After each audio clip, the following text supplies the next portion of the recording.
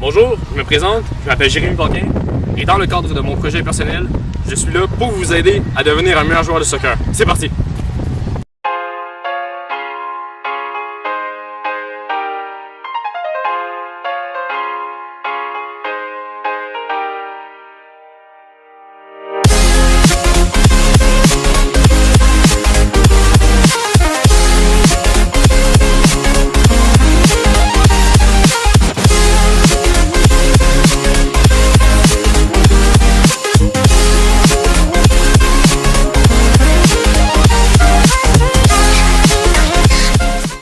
Bonjour et bienvenue dans ma 5e capsule à propos du soccer.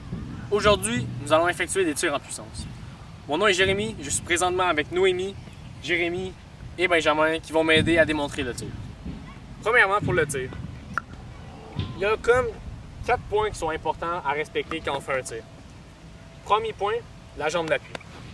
Mets ta jambe d'appui à côté du ballon. C'est important que ta jambe d'appui soit bien fléchie, un peu pliée parfois, ça dépend comment tu es positionné.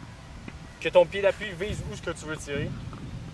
Par exemple, si tu veux tirer au milieu du but, ta jambe d'appui, il faut qu'elle soit bien visée vers le milieu du but.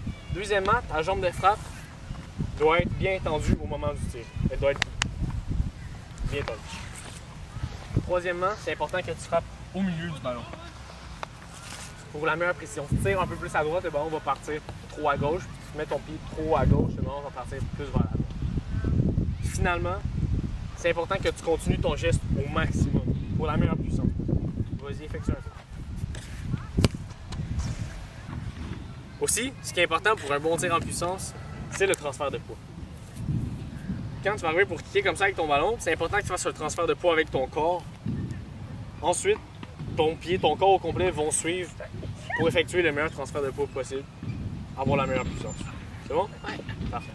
Maintenant, je suis avec Jérémy pour vous donner d'autres astuces à propos du tir. Qu'est-ce qui est important pour le tir, c'est de garder une cheville bloquée et très solide qui pointe vers le bas.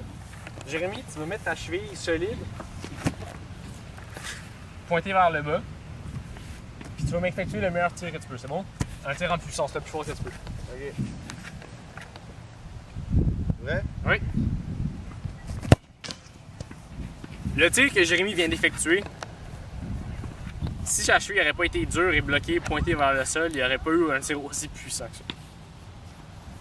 Aussi, pour un meilleur tir, il est important que le pied d'appui ne soit pas trop devant ni derrière, mais bien à côté. Tout dépendamment du tir que l'on veut faire. Avec Benjamin, on va effectuer 3 exemples des tirs avec les pieds d'appui en avant, au milieu, puis en arrière. Viens ici, Benjamin. Premièrement, tu vas effectuer un tir où ton pied d'appui est trop reculé. Vas-y. Quand le pied d'appui est trop derrière, le corps a tendance à pencher par arrière et effectuer un tir. Donc, on prend plus en dessous du ballon puis on l'envoie surtout en hauteur. Pour un tir en puissance au but, c'est pas la meilleure idée. Maintenant, Benjamin, tu vas m'effectuer un tir où ce que ton pied va être au-dessus du ballon.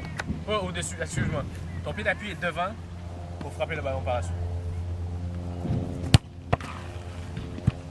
Quand on met le pied devant, on a tendance à faire un tir où notre pied touche le sol et parfois ça peut causer des blessures.